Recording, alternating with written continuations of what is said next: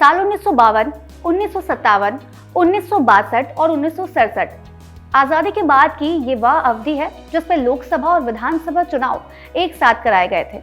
इसके आखिरी साल यानी साल 1967 के बाद से कई बार ऐसा हुआ जब लोकसभा और विधानसभा अलग अलग समय पर भंग होती रही, जिसका रिजल्ट ये आया कि चुनाव का ये क्रम टूट गया और लोकसभा और विधानसभा के चुनाव अलग अलग होने लगे।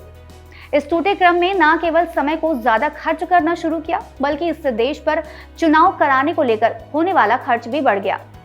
मुद्दा सुर्खियों और चर्चा में बना रहा, पर समाधान का कोई प्रयास कंक्रीट तौर पर सामने नहीं आया।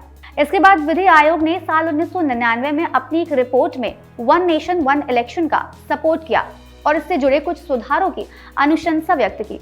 मौजूदा सरकार के आने के बाद फिर से वन नेशन वन इलेक्शन नाम के इस टॉपिक पर चर्चा तेज हो गई। इसको समय की मांग बताते हुए बीते दिनों सदन में संसदीय समिति की एक रिपोर्ट पेश हुई, जिसमें इसके पक्ष में कुछ तर्क दिए गए। रेशनैलिटी के बारे में कहा गया कि अगर देश में एक ही बार में सभी चुनाव हो तो इससे न केवल सरकारी खजाने पर बोझ कम होगा, बल्कि ह्यूमन रिसोर्सेज का भी मैक्सिमम यूज किया जा सकेगा। पॉलिटिकल पार्टियों का तो खर्चा कम होगा ही, साथ ही मतदान के लिए भी मतदाताओं की उदासीनता कम हो सकेगी। इसके अलावा सभी विधानसभाएं राष्ट्रपति के चुनाव में भाग ले सकेंगी।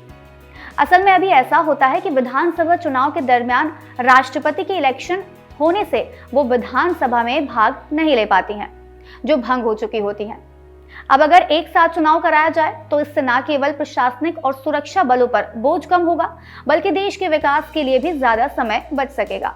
खैर, जब एक वर्ग किसी मुद्दे से जुड़े लाभ की बात कर रहा होता है तो दूसरे पक्ष के पास उससे जुड़ी हानियां भी मौजूद होती हैं। जैसे वन नेशन वन इलेक्शन को लेकर पहली चिंता ये जताई जा रही है कि राष्ट्रीय मुद्दे क्षेत्रीय मुद्दों पर भारी पड़ सकते हैं, जिससे राज्य स्तर पर चुनावी नतीजे प्रभावित हो सकते हैं। इसके अलावा सभी राजनीतिक दलों के बीच सहमति बनाना ही अपने आप में एक बड़ी बाधा साबित होगी। साल 2015 में IDFC इंस्टीट्यूट की एक स्टडी में ये भी पाया गया कि अगर वन नेशन वन इलेक्शन का कॉन्सेप्ट अपनाया जाता है तो 77% संभावना इस बात की है कि मतदाता विधानसभा और लोकसभा में एक ही राजनीतिक दल या गठबंधन को चुनेंगे। हालांकि यही चुनाव अगर 6 महीने के अंतर पर होता है तो केवल 61% मतदाता ही एक ही पार्टी को चुनेंगे। वन नेशन वन इलेक्शन को लागू करने में कई चैलेंजेस भी हैं। अगर इसे लागू करने का निर्णय लिया जाता है तो संविधान और जनप्रतिनिधित्व अधिनियम के कानूनी ढांचे में बदलाव की जरूरत होगी। इसके साथ साथ अन्य संसदीय प्रक्रियाओं में भी संशोधन करना होगा। अमेंडमेंट के अलावा क्षेत्रीय दलों के सामने ये चैलेंजेस भी आ जाएंगे कि चुनावी खर्च और चुनावी रणनीति के मामले में वो राष्ट्रीय पार्टियों से मुकाबला नहीं कर पाएंगे। अब अगर लोकल मुद्दे ही चुनाव में मजबूती से नहीं रखे जा पाएंगे तो शक्ति के विकेंद्रीकरण का फायदा ही क्या होगा। और अगर लोकल मुद्दे ही फोकस में रहेंगे तो चुनाव में राष्ट्रीय मुद्दों की अहमियत ही खत्म हो जाएगी। अब इन सभी पहलुओं पर बिना विचार किए वन नेशन वन इलेक्शन को लागू करवाना सार्थक परिणाम नहीं देगा। मौजूदा सरकार ने मुद्दे के सभी पहलुओं को समझने की दिशा में काम करना शुरू कर दिया है।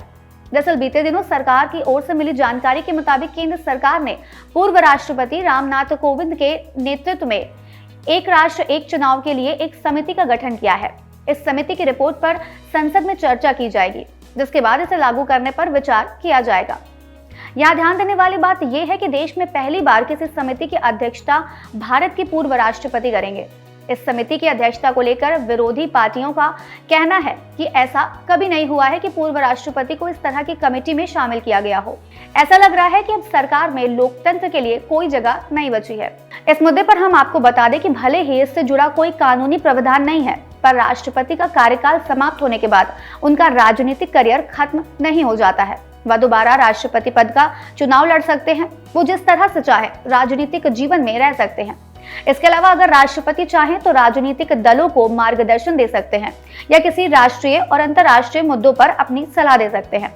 इसके अलावा सरकारें, राष्ट्रीय और अंतर्राष्ट्रीय संगठन और निजी क्षेत्र की कंपनियां नीति, कूटनीति और शासन के मामलों पर पूर्व राष्ट्रपतियों की सलाह ले सकते हैं। खैर, आपकी इस मुद्दे पर क्या राय है, हमें कमेंट बॉक्स में जरूर बताएं। आज इस कार्यक्रम में फिलहाल इतना ही। हम फिर मिलेंगे कुछ नई जानकारी के साथ। तब तक के लिए मुझे दीजिए इजाजत। नमस्कार।